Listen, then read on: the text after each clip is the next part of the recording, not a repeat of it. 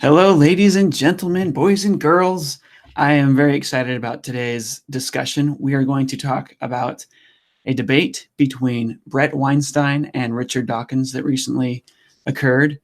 And it's really exciting to talk about this because they're debating about some things that they're pretty, I guess, high level in evolutionary biology.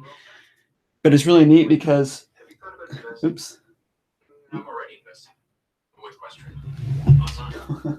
Sorry. I do everything online. It's way easier. And this way I won't lose 30% of my returns to high fees. Sorry about that. I've got, I'm using my phone for comments, and I guess it decided to play me an advertisement as my own video started. So I'm really excited about this because we actually get to see kind of like the guts of science, like what actually goes on in a scientific debate. Normally this stuff is hidden in papers and stuff. You have to read a bunch of journals to watch, prominent scientists argue with each other, debate about certain things in science. But now there's this new phenomena on YouTube where you can just watch people actually get on stage and debate. And there's a huge audience. People come from all over the place to see this happen. And it's really cool to be able to watch this.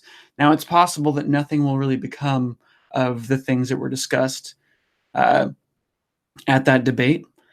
And that's actually the case really often in science, is that people will get in this big nasty fight about some little aspect of their field and no progress ever ends up getting made. But sometimes huge breakthroughs might occur. And I think that there is some potential for pretty big change in evolutionary biology as people start to think more and more about the things that Dawkins and Weinstein were debating about. Now, I have links to the debate in the video description. I'm going to describe things in a way that you don't have to have seen it in order to follow it here. So just kick back and relax, and we are going to learn a little bit about a mystery in biology right now. Is religion an adaptation, or is it some sort of a virus of the mind? Or can we even think of it at all in evolutionary terms? Maybe culture is just completely separate from evolution. So share my screen here. Oops.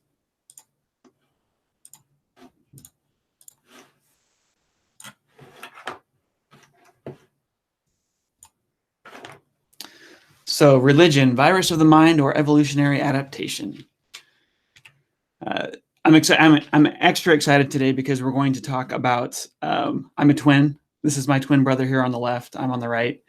And my twin brother is a Mormon. I am an atheist. And the question I would like to pose to you is, before we start, which one of us do you think is more fit from evolutionary perspective? I mean, I happen to be slightly more fit right now than my brother. He's been married for a long time and eating well, but which one of us is more evolutionarily fit? We're going to talk about this today, as far as Darwin is concerned, as far as evolutionary biology is concerned. So here is a screenshot from the Richard Dawkins, Bret Weinstein evolution debate. And it wasn't fully a debate, it was mostly a discussion. They discussed a bunch of different things.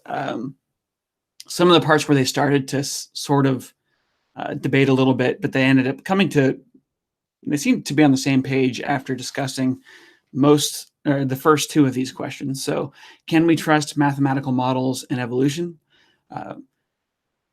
Weinstein expressed some doubt as to how effective mathematical models are, just because of the nature. If you're missing an important variable, the whole thing doesn't work. And so he doesn't put a whole lot of trust in them, but he did end up concluding that, yeah, we do have to use them a lot of times, especially when we're trying to study like things like gene flow and make predictions and stuff. Should evolution be applied to societies?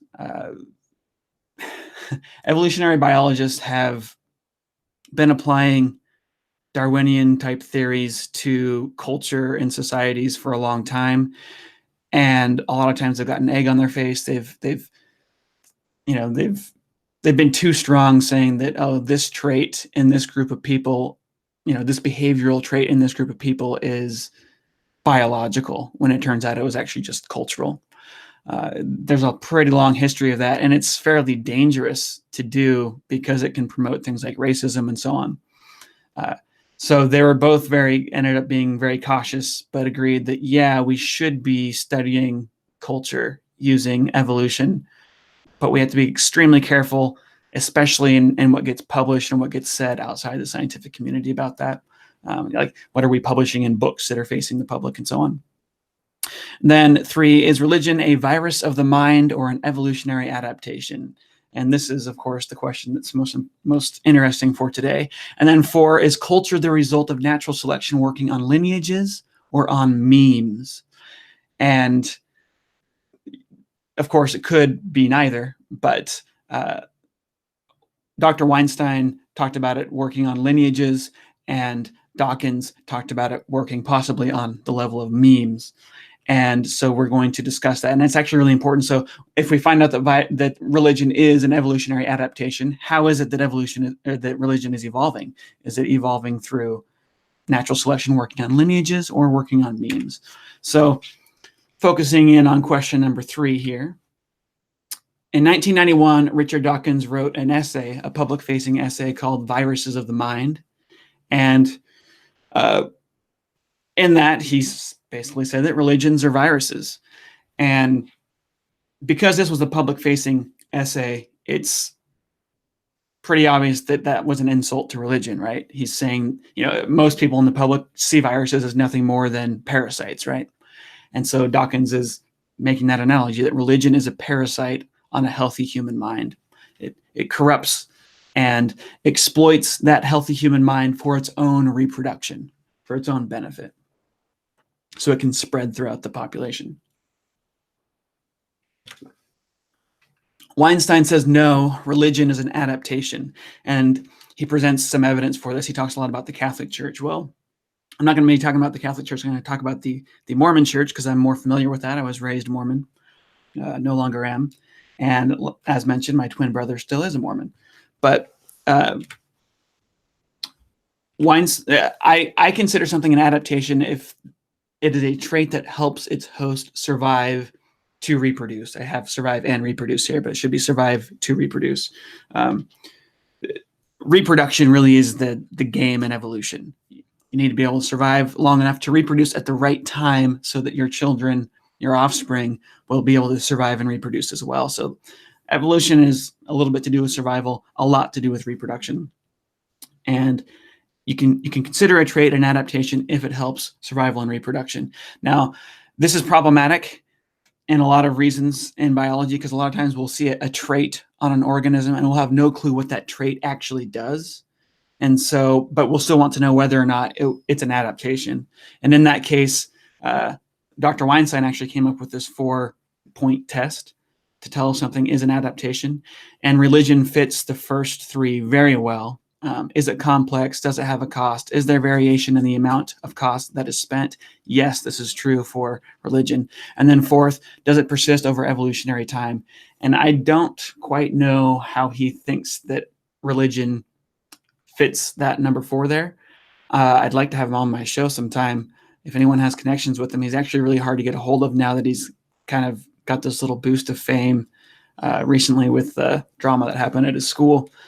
But if anyone knows how I can get a hold of him, I've emailed his website, but that was just yesterday. Never heard back, which is normal. But it would be cool to have him on to talk about how he thinks that religion has persisted over evolutionary time, because in my mind, evolutionary time is, the scale of hundreds of thousands to millions of years. And I don't know that, especially individual religions don't seem to fit that. Like Mormonism, for example, is 200 years old. Catholicism's, you could say it's a few thousand years old, but even that's, I think, an exaggeration. So now Dawkins, in his essay describing religion as a virus, he basically says, religion's, it's unpleasant. It scares kids. They believe in demons, and there's all sorts of unpleasantry. So this made me wonder, well, just because religion has some things in it that are unpleasant, does that mean it's not an adaptation or it can't be an adaptation? Well, of course not. There's tons of adaptations that are unpleasant. This is the eye of a rabbit. and he is very, very stressed. And rabbits, wild rabbits, domestic rabbits aren't so much like this, but wild rabbits, if you check them out in the wild, they are living in a constant state of anxiety. And that's really good for them as far as evolution is concerned, because it allows them to avoid getting eaten. They have really no defense except for to run away and hide. So you could say they live very unpleasant lives. I'm sure there's pleasant times for them, but when you see a rabbit out foraging, he doesn't look too happy. Here's some dogs that got stuck together after mating. This is an adaptation that it seems to me to be very unpleasant. They often scream and whine, and there can be serious injuries. But this is an adaptation that we think evolved to make sure that insemination occurs.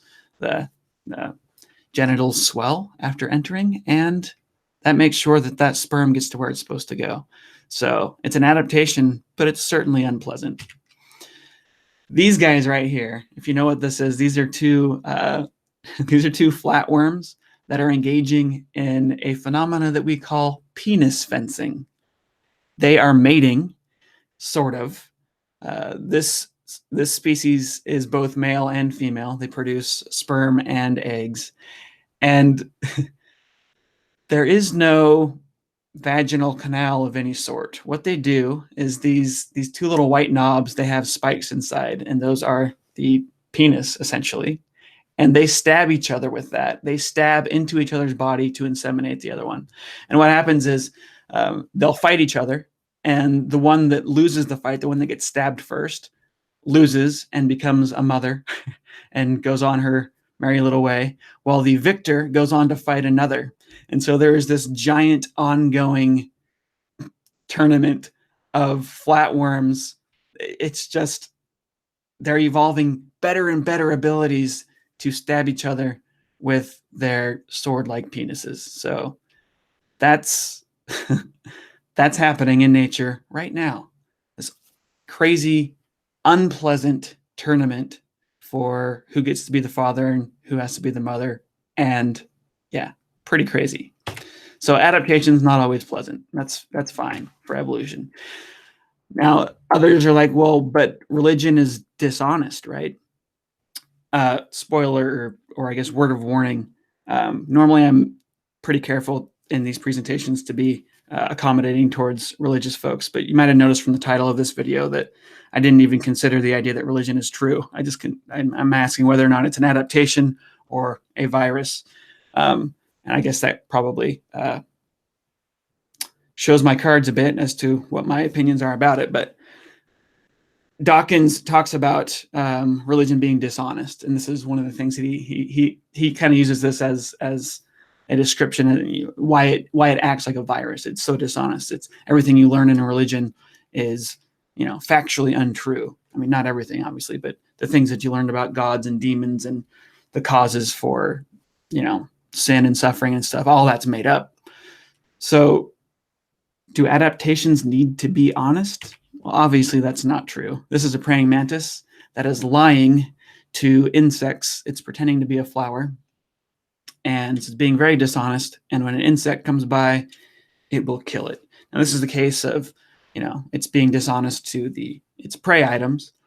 But here's a case of an adaptation that's dishonest to, everybody. I'm pretty sure that this lizard actually thinks he's big when he does this. So the frill on this frilled lizard is a flat out lie. Lies to his family, lies to predators, lies to himself about how big he is. So there's no reason to think that adaptations are always going to be honest. So is religion a virus or an evolutionary adaptation? Let's do a little case study on Mormonism. Bret Weinstein has made a point to say that the religion has to be old before it can be considered an adaptation. Mormonism's new. It's only 200 years old. But of course, many of the beliefs held in Mormonism do stretch back from way, way earlier times. So you could say that it's older than 200 years. I'm not quite sure what he would make of this, but let's just check out Mormonism. Does being a Mormon help you survive and reproduce? So there's my brother, the Mormon. There's me, the atheist. We are identical twins, which is really interesting. By the way, Mike has said that he would love for us to do studies. So if any evolutionary biologist or cultural person wants to study us for any reason, really, where you need twins, we'd be willing. I mean, not any reason, but most reasons.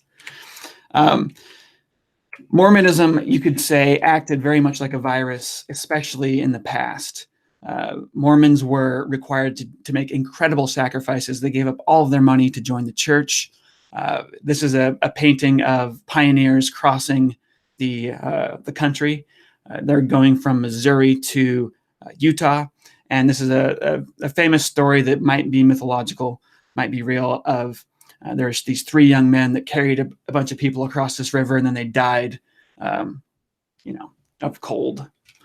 And so if you are a Mormon, you learn about this stuff, and you learn about the sacrifices made by these the early members of the church, and you are taught to sacrifice. You're taught to pay tithing and so on. And very virus-like, right? And all this is for propagating the church. And in the case of many people in the pioneer days, it was at the cost of their own lives. I would like to point out that even at the harshest parts in Mormon history, the mortality rate wasn't that much worse than the rest of America at the time, of white America at the time. Of course, during this time, the Native Americans were dying a lot more than Mormons were, but white America was doing a little bit better than the Mormons, but only like somewhere between 3 to 5% better. And then it just so happens too that when the Mormons went to Utah, they actually got to skip out on the Civil War because the Civil War started shortly after. So you could say actually that there was a net gain by them making this crazy sacrifice at the time that they did. But that was, I would call that luck. A Mormon would say, oh, it was probably God's will or something. But so yeah, they did. They definitely were being taken advantage of at this time, giving up all of their money and resources to the church. It was acting like a virus. This song was written by William Clayton. He was a Mormon, and this song was the anthem of the pioneers. Come, come, ye saints.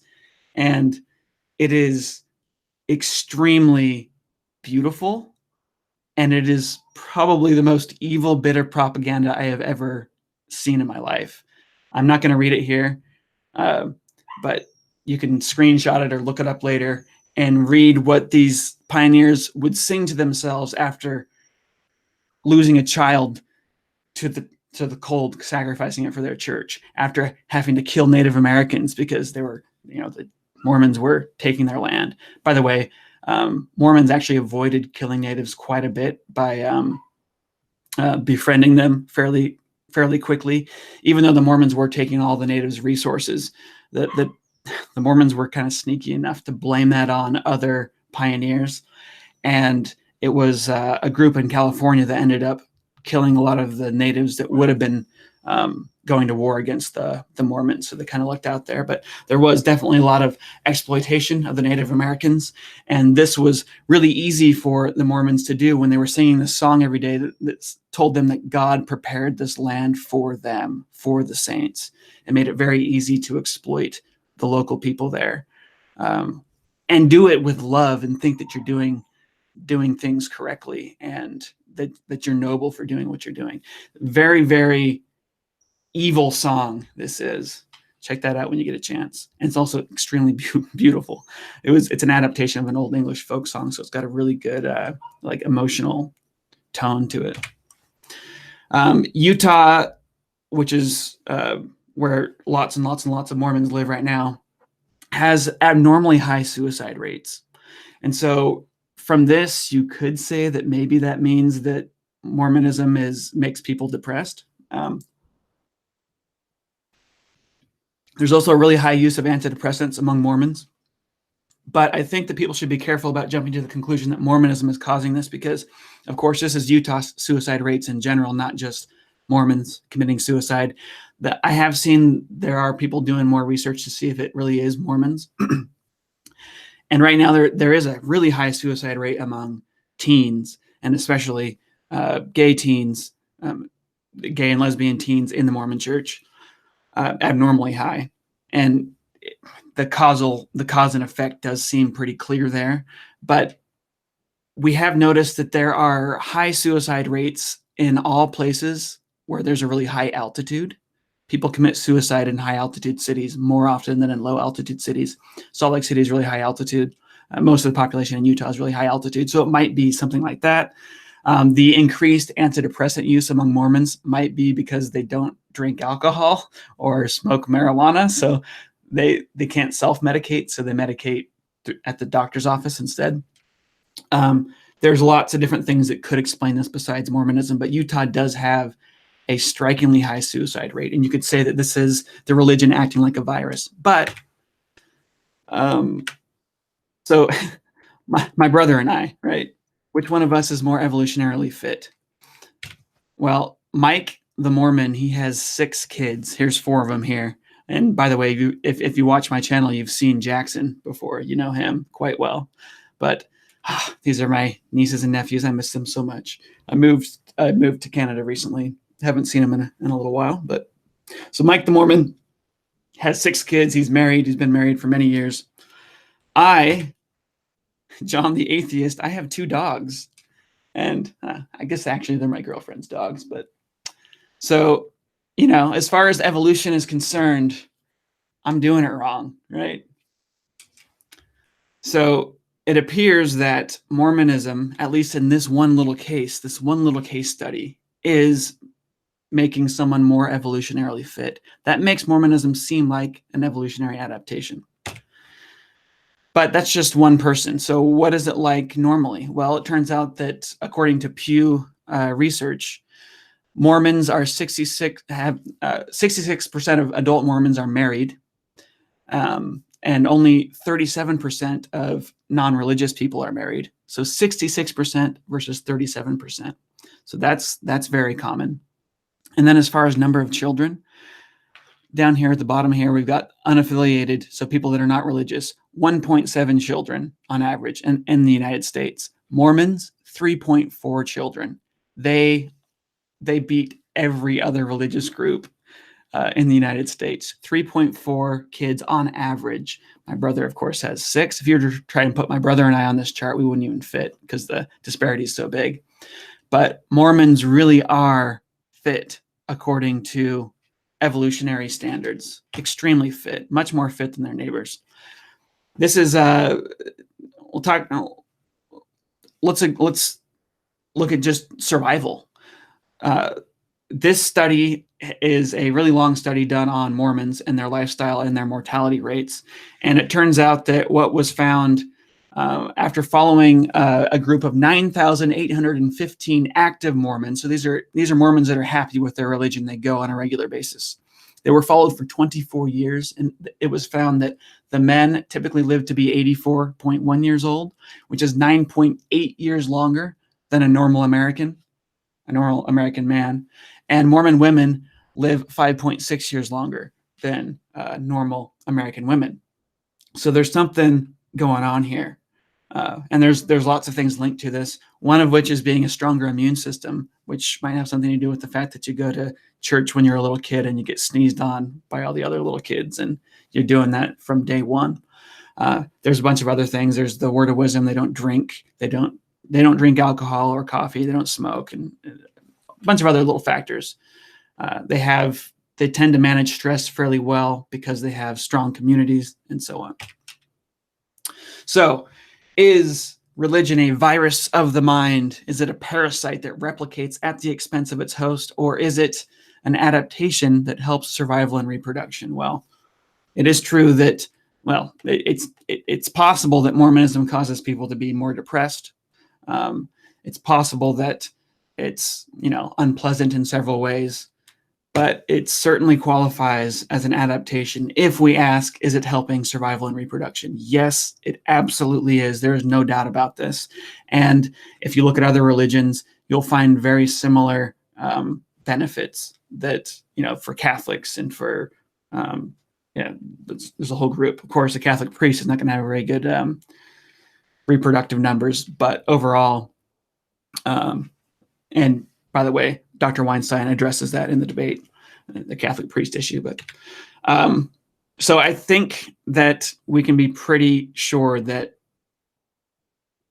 religion either is an evolutionary adaptation or is somehow acting as if it were an evolutionary adaptation in many, many cases. This might not be the case for new religions. It might not have been the case for Mormonism when it was new because of all the sacrifice that it was requiring and the horrible things that were happening in the Mormon church at that time.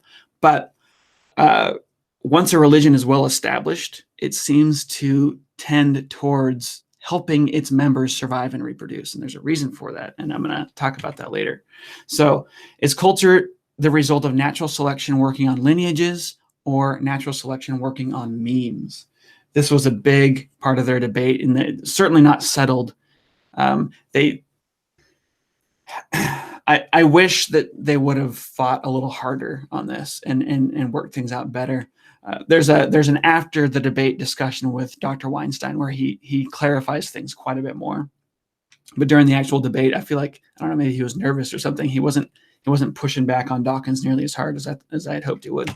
But before we can really answer this question, we need to know what are memes, right? What the heck is a meme? For some of you, that might be of internet memes, but we're talking about evolutionary biology. What does that have to do with evolution? Well, Richard Dawkins wrote a book called The Selfish Gene back it's 40 years ago now. The 40th anniversary version you can now buy, anniversary edition. But in that, he talks about the evolution of genes, and he puts forth this gene-centered view of evolution. Genes are replicators. He defines them as a stretch of genetic material that survives through a large number of successive individual bodies. That's a slightly different definition than what we use for gene today.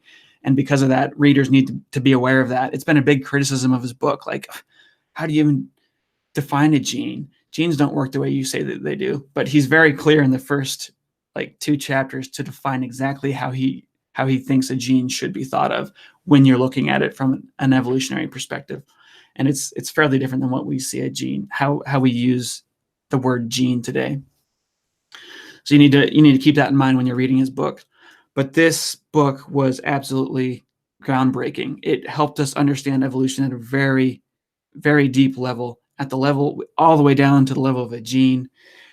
And a gene is essentially, it's the fundamental unit of natural selection. It's the thing that natural selection works on at the very basement of life. It is the gene. And in that book, he also introduced the idea of a meme. And this was before internet memes existed. Richard Dawkins literally invented the whole concept of internet memes. It comes from this book. This is where that comes from. He says that a meme is a unit of cultural transmission or a unit of imitation. And he says that memes can evolve through descent with modification acted upon by natural selection, just like genes can evolve. And he thought this is a really interesting concept. He didn't flush it out very well. He said people should look into this. I think it might be interesting. And it might help us understand culture better, how culture and religion and all sorts of things evolve. And he believes that these memes, or he proposed that these memes are evolving completely separately from living things, from genes. I mean, the environment that they live in is our mind. An example of a meme would be a wheel. The wheel is a tool that humans use, and there was a point in history where nobody knew of wheels. Nobody had the idea to make a wheel. Then someone made it. And once they did, bam, other people saw it and they could immediately imitate that. So it was a meme that was very highly transmissible. It was very addictive. Everyone could see how useful it was. A clock is another example of a meme. It's an invention that someone makes, but it's not nearly as easily transmissible because it's hard to build a clock.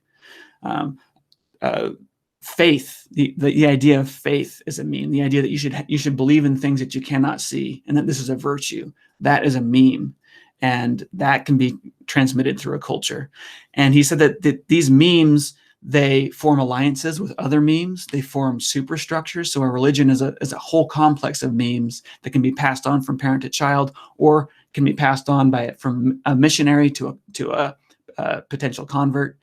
And these memes can infect the minds of humans. And he thinks that memes infect our minds and that they are reproducing and competing with each other for space in the ecosystem that is our mind, because our minds, we only have so much attention, we only have so much time that we can devote to different ideas.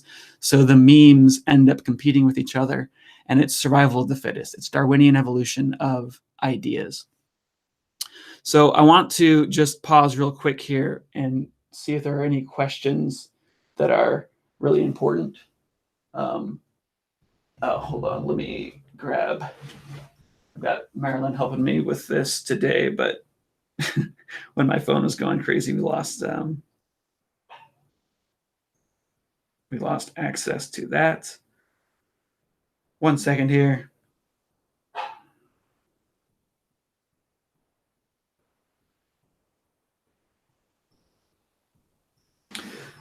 We're gonna do questions a little bit later because Marilyn needs to read through them here. But if you want to make sure that your question is seen, do @stated casually, and that highlights your question in orange for me, so I can see that nice and easy. But okay, so back to their debate. So Richard Dawkins proposes that memes exist and compete for survival in an ecology of their own. It's separate than genes. They're separate species, you could say. They evolve and reproduce inside of our minds. And it's important to note that Dawkins, he invented this idea, but he never really took it extremely seriously. And he says in this debate that he doesn't know if memetic evolution is really all that important of a thing. He's not sure. But he does think that memes evolve independently from genes. And he does think that they are things worth looking into.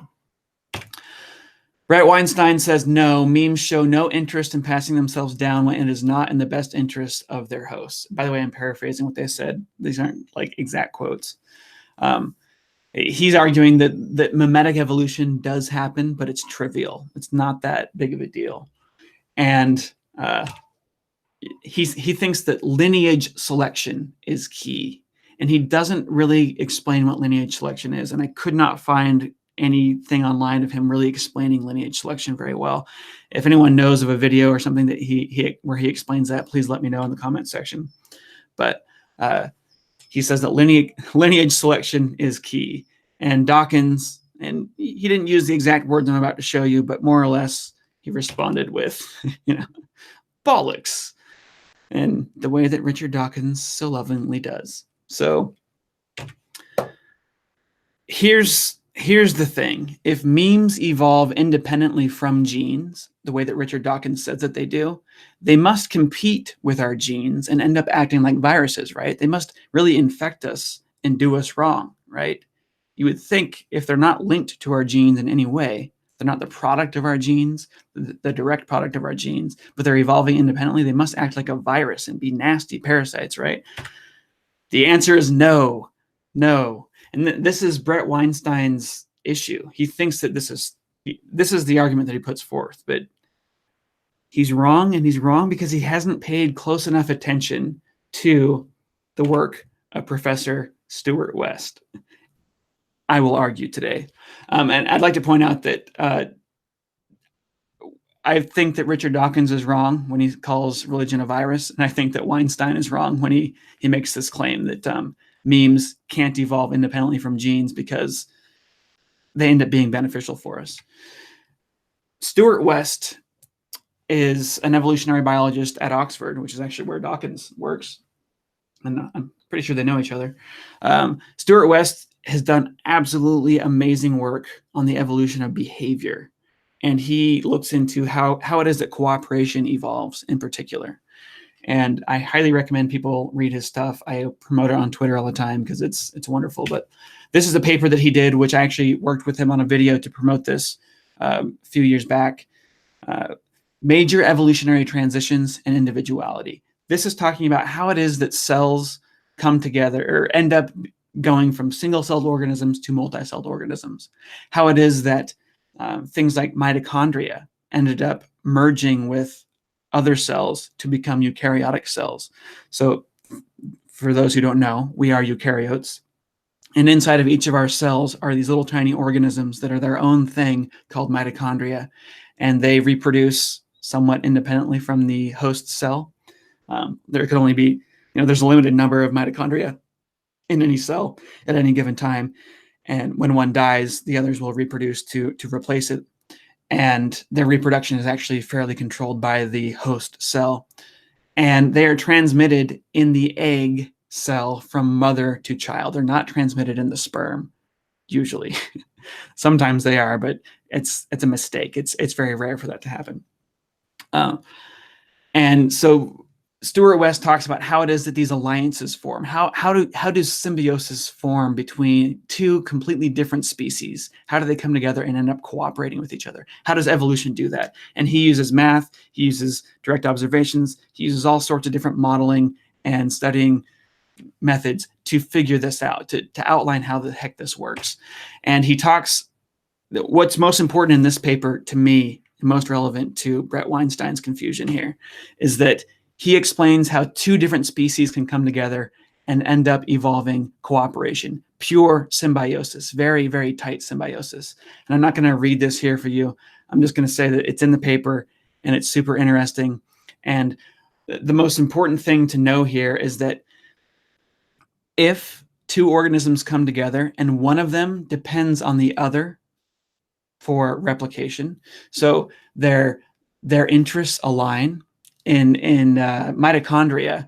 The mitochondria can reproduce a little bit on its own inside of a cell, but it needs the cell to reproduce that it's inside of before it can really reproduce more. And so the mitochondria can't, they depend on their host's success at reproduction for their success at reproduction. And because of this, natural selection is constantly pulling them towards cooperation with their host. And this is extremely important.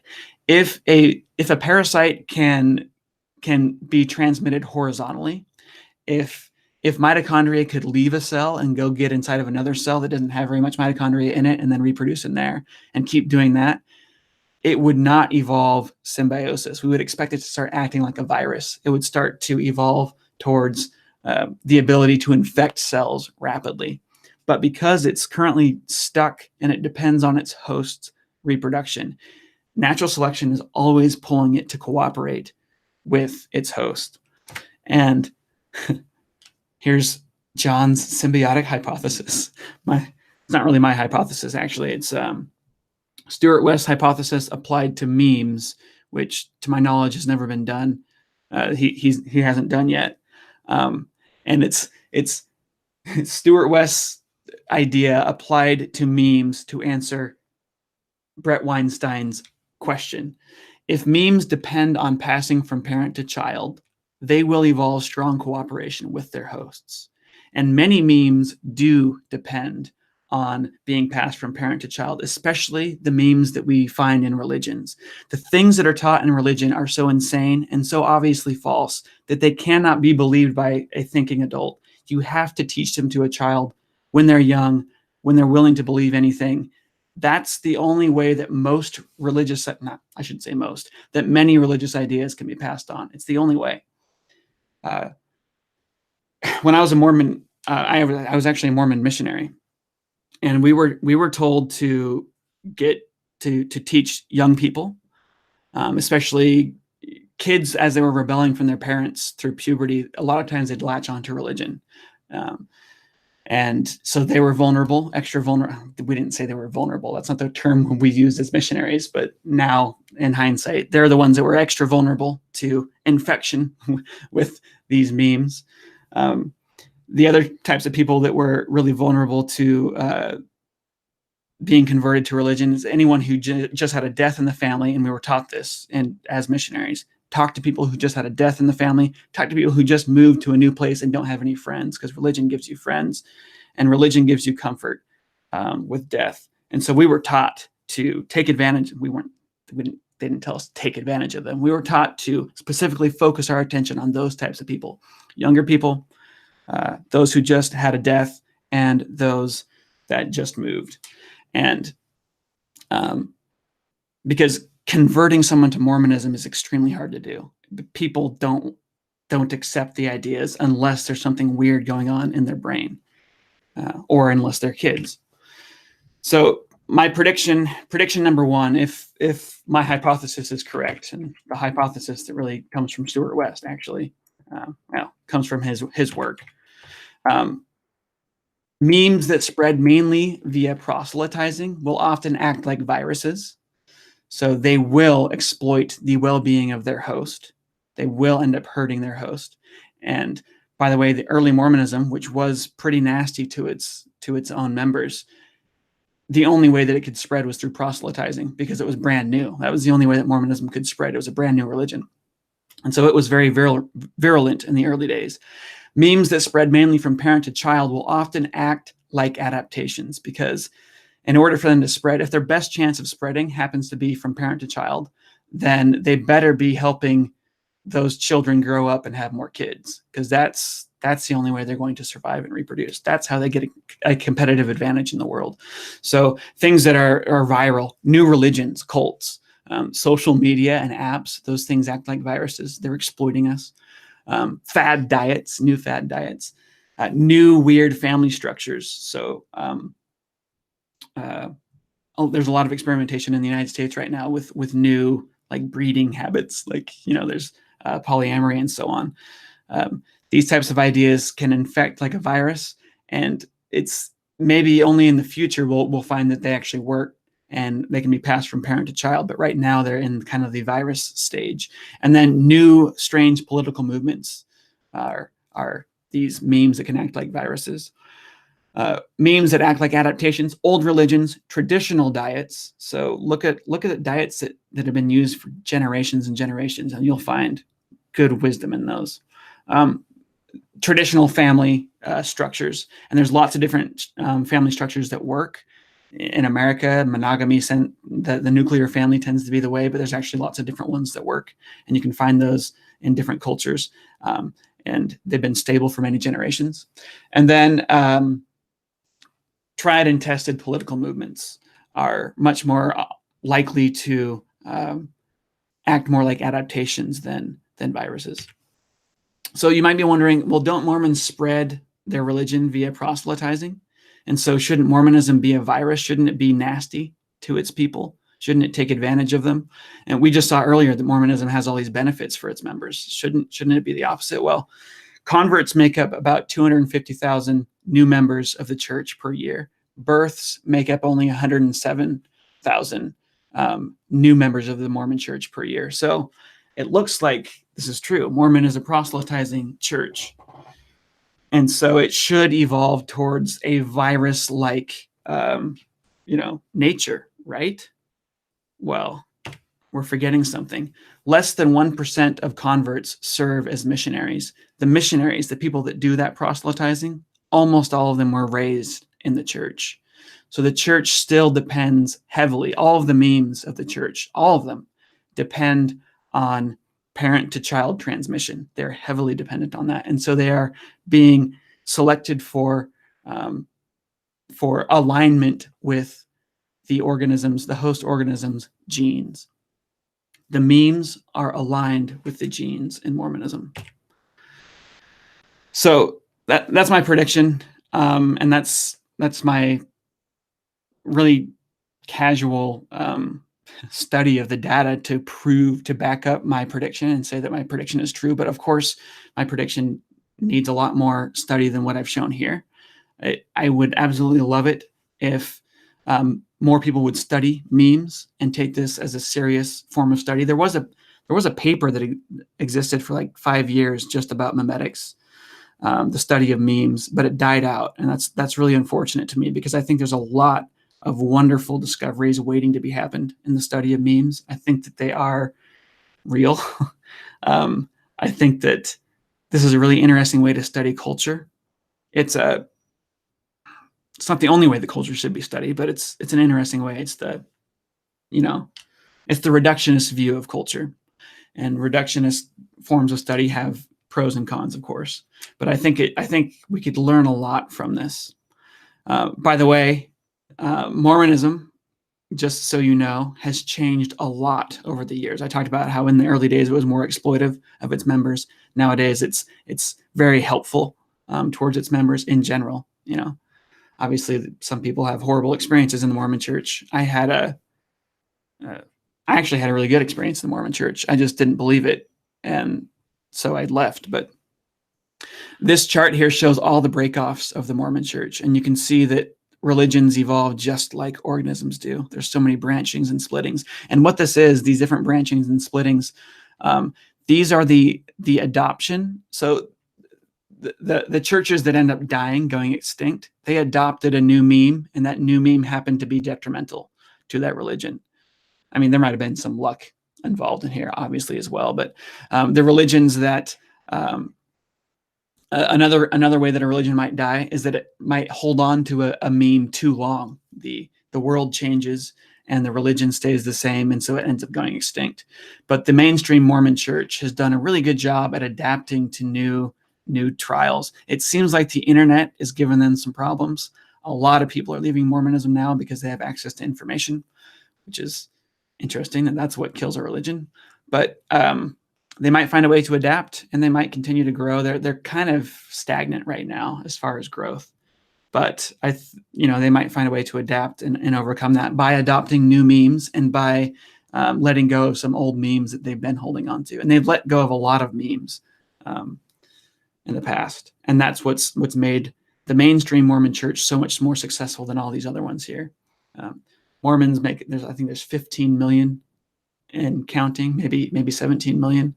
There's a lot of Mormons in the world, and of the mainstream Church of Jesus Christ of Latter-day Saints is what they call themselves. And all of the other religions, there's like hundreds to thousands, all the other Mormon breakoffs. So they have not done so well at shifting their memes and so on. So my second prediction, and I'm going to end with this, is that a serious study of memes, of memetics, the evolution of memes, is well worth our time. I hope that more people take interest in it. It would be awesome to see Stuart West apply his work to the study of memes. I actually think it could help solve some of the issues that we have right now in trying to study major evolutionary transitions, because memes evolve so fast. We can watch them evolve so fast that it's faster than bacteria evolve.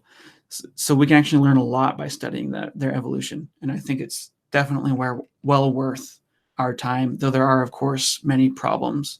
It's fraught. It's kind of hard to define an individual meme and follow an individual meme, like the smallest replicable idea throughout a culture. But anyway, that is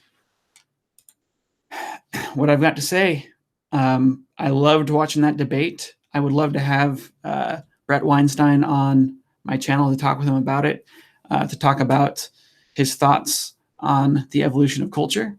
But now let's do some questions. What do we got, Marilyn? I've got Michael RCH starting conversation by talking about Islam. Mm-hmm. So he says, is Islam, which is arguably retarding the development of its society and thus its fitness, a successful adaptation? It's certainly highly effective in replicating itself. So the following conversation will be about viruses versus adaptation. Yeah. So Islam, if you look at the early days of Islam, spread very quickly and mostly through proselytizing and through wars. So at that point in time, it was likely evolving really virulent traits.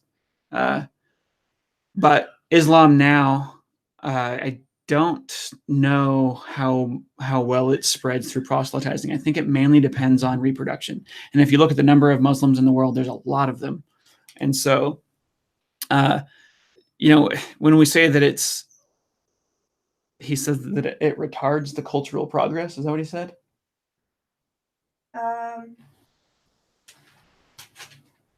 They say that it's not good for the individual, but it's good for...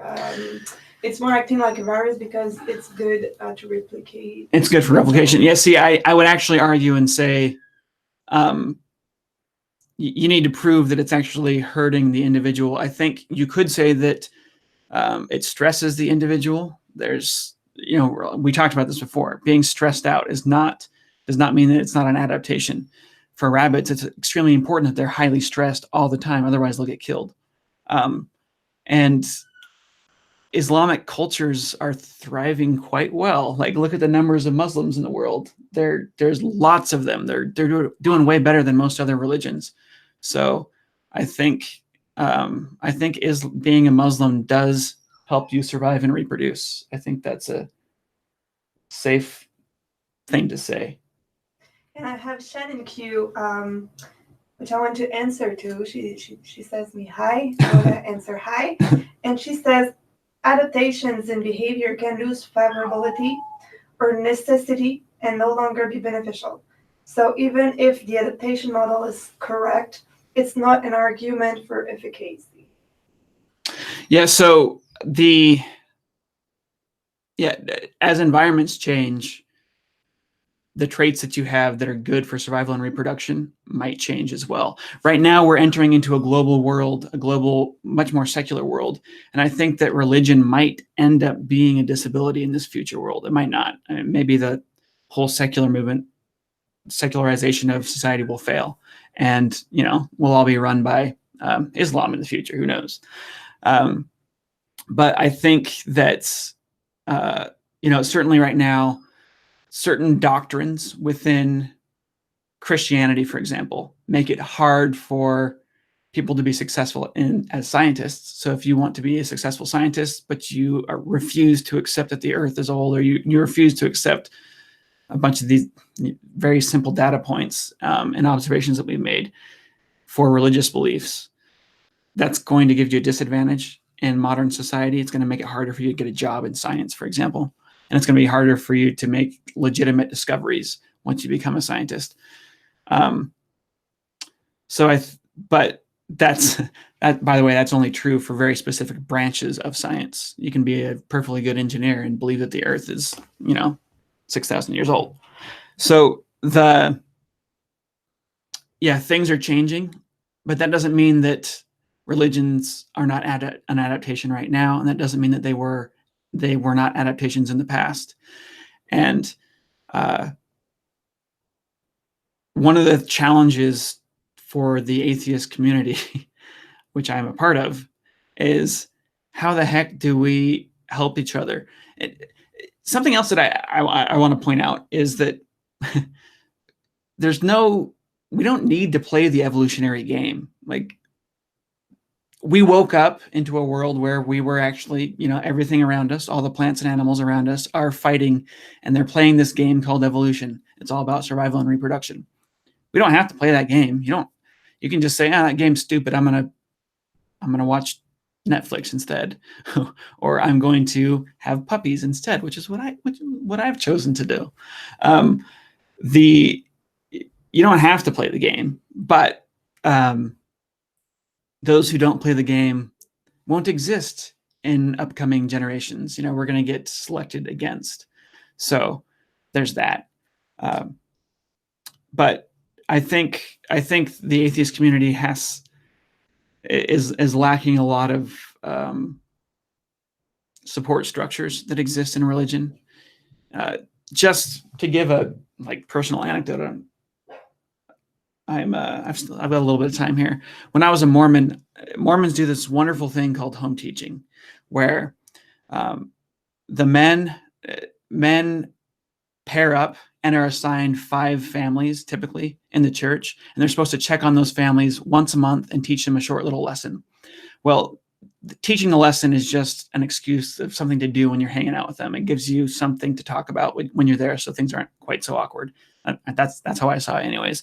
The real point of this is to be checking on the members of your church, actually going into their homes. They are obligated to let you do this once a month. They're told at church that they're supposed to let you do this once a month. You are told that you're supposed to do this once a month, and it's your duty. So there's this religious duty to do these things, which makes you do it because you're kind of scared that God will get mad at you if you don't, right? But what happens is you go into people's houses and you notice when there's a problem and you help them. I was home teaching a woman who she was a cat hoarder, and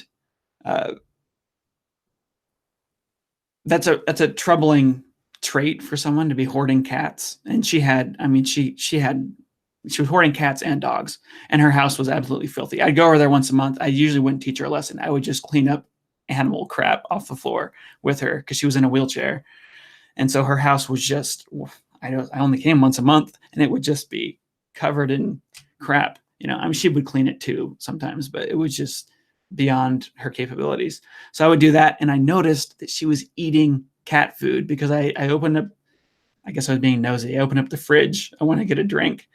I figure if you're cleaning up dog crap all day, you should have permission to open someone's fridge, right, and get a drink. But there was nothing in there. And I asked her what she's eating. She's eating cat food. So I was able to go to the church and be like, yeah, she's eating cat food. And we talked about it. We said, okay, can we get her to stop hoarding animals? Because obviously all of her money is going to these animals. That's what her problem is. She has money, but it's all going to the animals. Well, we talked about it, and we're like, no, I honestly, after having known her for months, I knew her for 2 years, actually. I'm like, no, we can't get her to stop doing this. You might as well, take someone's kids away from them. Whatever the psychological issue is, she has it. She needs these cats. They are her children, essentially. So we decided we're just going to buy food for her and give her food. Like, that's the solution. We're going to give her human food and take care of her. Normally in society, she would have just ate cat food till she died, right? If she wasn't a Mormon and didn't have home teachers coming by and visiting her and helping her with stuff. So, since leaving the church, I have found nothing even remotely similar to that program. And that's an unfortunate loss. And there's a bunch of good things we're going to lose as we become more and more secular. And this is something that the atheist community, I think, should be taken seriously. So, yeah, that's my thoughts on that. Any other questions that seemed pressing? No other question, but Pologia asks if your brother would be willing to have a discussion on your channel. Maybe. He actually might be in the comments commenting today. And I asked him if he'd be on today, and he declined. He said he'd try to be in the comments, but he's also watching. He just had they just had a new baby last Sunday, and he's with the baby today. So that's why he declined today.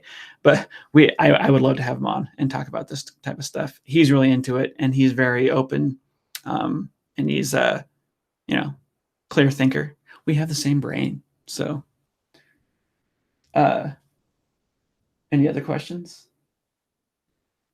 Are there new questions maybe popping up now? Maybe. Do you want to watch it? Yeah, let me see here. Live chat.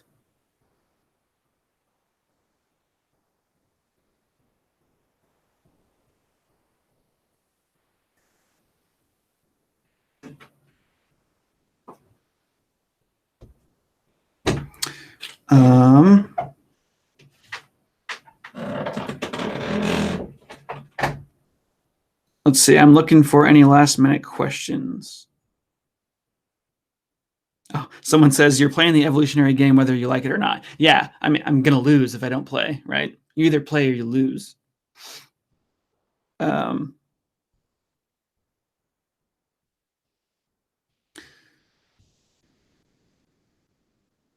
Let's see. Lisa for Truth says that's only young Earth creationists, though. I think she's talking about the issues that people have when they enter into science. I've noticed that there is the number of most scientists seem to be in all fields that I work in. And I do work in chemistry. I work with a lot of chemists. I work with a lot of biologists. I work with a lot of people in life origins chemistry. In biology and in life origins chemistry, it would make sense that you don't have many young Earth creationists in there. And it might kind of make sense that you have a lot of atheists in there. But I've noticed that in chemistry, it's mostly atheists. So it seems to be like there's in America, by the way, most people are not atheists. So it seems to be that there's something about science that religious people are turned off by in general. Maybe I'm wrong by that. And I guess I need to see statistics to say that for sure. But it seems like there is something about the religion meme that makes it incompatible with science in general. But obviously, there's lots of religious doctors, there's lots of religious engineers. So it kind of depends on the field.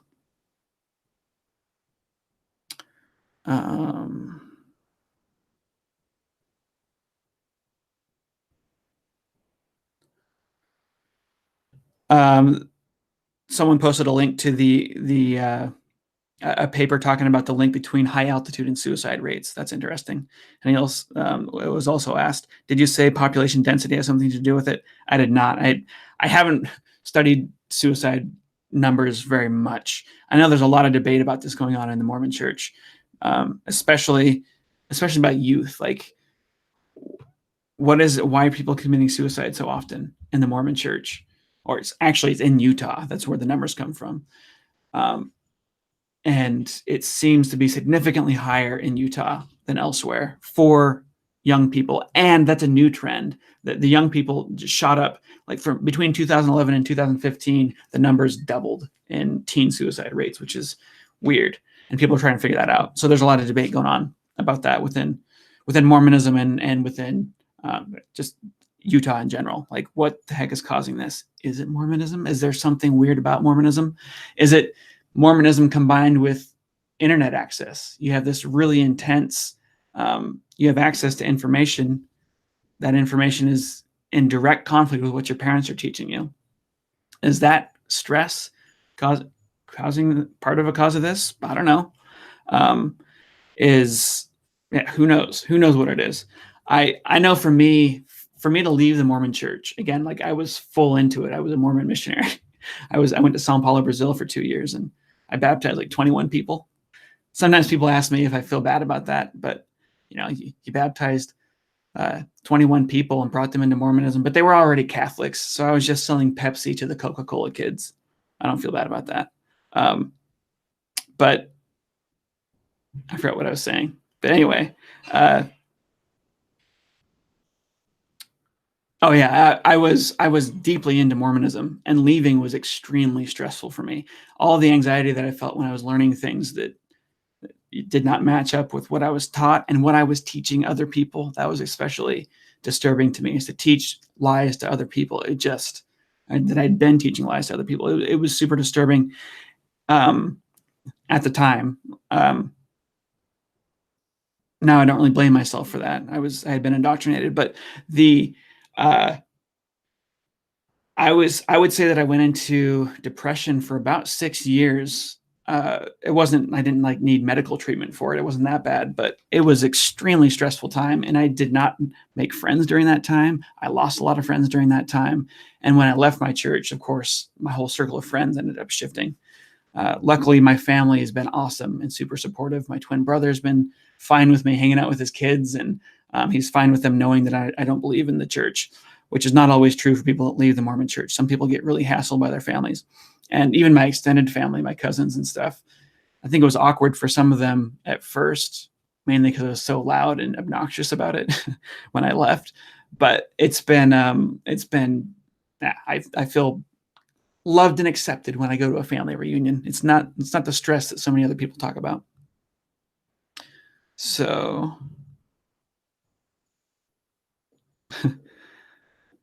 let's see.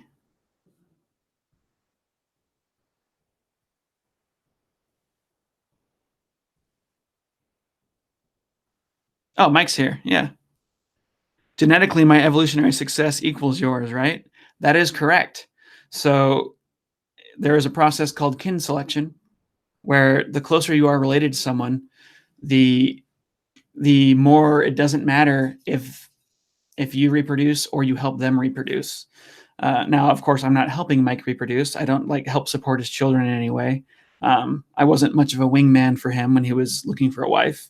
So, but yeah, his evolutionary fitness is mine.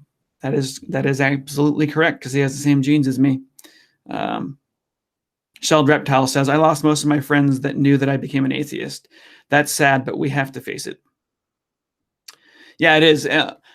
One of the things that struck me as I left is that I was leaving a nice, loving, warm, rich society that cared for me into, Richard Dawkins wasn't waiting for me with open arms, right? So I do think that people need support groups. For me, what I did is I started volunteering at a wildlife rehabilitation center. Some people will get involved with other atheists. They want that. They want to get involved with other atheists. That wasn't really super appealing to me. I just wanted to hang out with people that liked animals because that's what I like. Wildlife is super fascinating to me. Biology is super fascinating. So that's what I did. And that kind of became my new society. And I've gotten good at making friends randomly now since then, which was the Mormon church kind of provided a lot of that for you. You go to church and hey, look, you got 300 friends because they're all at church with you. But yeah, that is something that the atheist community needs to consider or needs to get better at. And there are these atheist communities that tend to be very welcoming. You can get on meetup.com and find an atheist community near you. And there's all sorts of things you can do, but really, I mean, find whatever interests you. Maybe you're not interested in atheism. You just don't even want to think about religion or whatever anymore. That's fine. Perfectly fine. Go find some other hobby, find some other interest group. But it is very important to find a community that's going to be accepting of you. Helen Pinkham asks, can you help with what to say to religious people who try to reconvert you? No thanks, I guess. I haven't found that to be too much of a problem for me. Like, it hasn't really been something that's, I guess my brother and I debated with each other a little bit right off the bat, but we both realized it wasn't really going anywhere, and it didn't seem like it was worth the trouble. I mean, we talk about other stuff normally. This is the most that I've talked about religion since, the few months after I left. I was pretty loud on like Facebook and stuff. And every time I talked to people, I would explain to them why Mormonism is false for a couple of months. But it wasn't news to anybody else. I mean, except for my Mormon friends. But let's see. Shelled Reptile says, don't worry, John. You now have more than 11,000 friends, and the number is increasing. He's talking about my following on Stated Casually here. Well, yes, that is true. But remember, internet, social media stuff is still in a young enough stage that we should expect it to be acting virally on our fitness. And so we should not really expect that social media is going to replace genuine face-to-face contact. In fact, we should actually actively go out of our way to meet with people in the real world and interact the way that our ancestors used to interact with each other, because that is the tried and tested way to build social networks. We should be doing that. And it's tempting with social media and things like YouTube channels and so on to feel like you have a bunch of friends because you interact with people online, but it's actually not the case. We need, real interactions. One of the temptations, one of the things that's so alluring about the internet and making friends online instead of in real life is that you can sift through millions of people and find the people that are interested in the same things as you. And so it's easy to have a conversation. It's easy to build a friendship. Whereas in real life, your neighbors, might have nothing in common with you. And I think that the ability to really love and care for people that don't have much in common with you, that's an ability we're losing, and we're losing it fast. And I think we need to be careful with that. We should be able to make friends with our neighbors. Mike says, this is my brother, isn't our tendency towards confirmation bias a genetic trait that brings humans together into tribes? It feels to me that religion is about tribe building. Yeah, well, there's lots of different ways to build a tribe. A faith meme, a God meme. If you believe in a very particular God, that's a meme that's really good at building a tribe. It's kind of like an acid test. Like, if you believe this 5 list of things with no evidence, you're definitely one of us, right? There are lots of ways to do that. And yes, we are very tribal people. And the memes that are successful are playing with our tribal genes. So I think that we could say that there are some of our tendencies really are genetic. So we have these genetic tendencies to do things like form tribes and form groups. And then memes play with those tendencies, and some of them exploit those tendencies, some of them magnify those tendencies and use them for our actual gain. So yes, that's a good thing to bring up. Religion is tribe building, most certainly. Oh, Mike says, sure, I would be. He would be willing to come on the show. That's cool. I'm trying to see if Mike. See, I think people are probably going to be extra interested in what Mike's had to say during this. He says, John, is our tendency towards I just read that. If religion is for tribal reasons, is it a byproduct? Sorry. If so, religion is a byproduct of that and really can't be avoided unless our biology changes. So if religion is an evolved trait, exploiting tribes, then it's unavoidable. Well, I would say no. You could replace it. You could replace it with something else that that also fits our tribal tendencies. I mean, people. Football is not a religion. Maybe some people consider it to be a religion, but football is a way that we kind of scratch our tribal itch, right? And Bret Weinstein talks a lot about that. He's like, we act like these two corporations that are fighting each other on the field are entire nations battling each other at war, and that actually is it's kind of like a release of our violent tendencies and our tribal tendencies. And by studying memes and how they evolve, we can find better ones. So Mormonism is a pretty good set of memes, right? As far as your survival and reproduction goes. But it's got a bunch of things in it that you have to believe that are fake. And this comes with its problems. You know, that we've been talking about suicide and depression here, which may be a cause. Mormonism might be causing it. Might be. So we should be able to, by studying and understanding memes, we should be able to make wise decisions in how we build our societies and kind of help take the reins a little bit and take control of things. For better or worse, I suppose, because people who really understand how memes work can use them to exploit people. But let's see.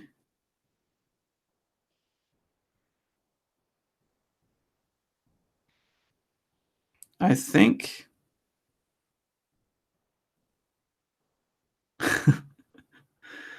that's it for questions. I'm sorry if I miss your questions. You know, I try to stay on top of it, but we had that little technical error earlier.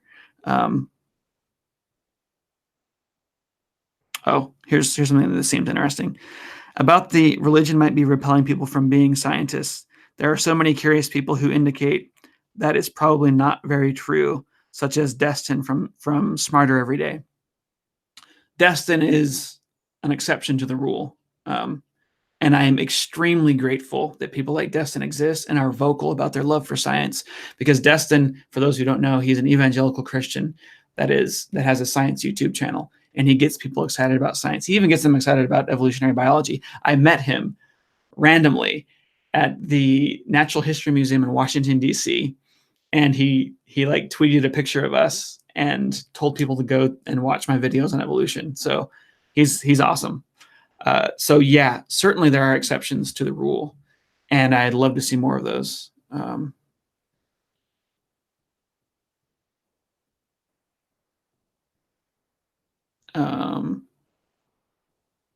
Shelled Reptile says Jerry Coyne is saying the opposite, and I kind of agree with him. What's the context of that? Is that the context of religion helping some people love science?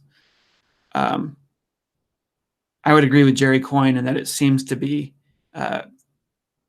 stopping people from. It helps them become a little bit more anti-science. It tends to. And particularly, some religions are worse than others for that, by the way.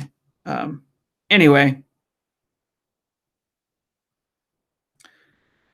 I'm gonna sum things up right there. I'm probably gonna do an edited version of this. I might do several edited versions of this because I want to be able to get this in front of Bret Weinstein in particular and Stuart West. So I'll probably make shorter versions of it where I think there's stuff relevant for them to see and hopefully be able to get their attention, because I would love for those two to work together, or at least just be a little bit more aware of each other's work, because I think they could end up pulling something off really nice. But anyone in biology who's noticing this, the importance of memetics, I hope that it takes off. Like I said, it tried to take off back in like 1995, and it lasted till like 2005. There was a journal about it, and there's been some interesting studies, but a lot of people that study culture feel like it's too reductive, and there might be some legitimate reasons for that. I don't know. I haven't really deeply understood their arguments, but it seems to me as though if this could become an actual field of research, a lot of the problems with it will be fleshed out, and it could be a huge, tremendous tool. By the way, there's a book called Virus of the Mind about the new science of memes, which is pretty good overview. I read it like 2008, I think. It's been a while, but I seem to remember it being a pretty good book, a good overview. Anyway, so long for now. Thanks for coming. Till next time, stay curious.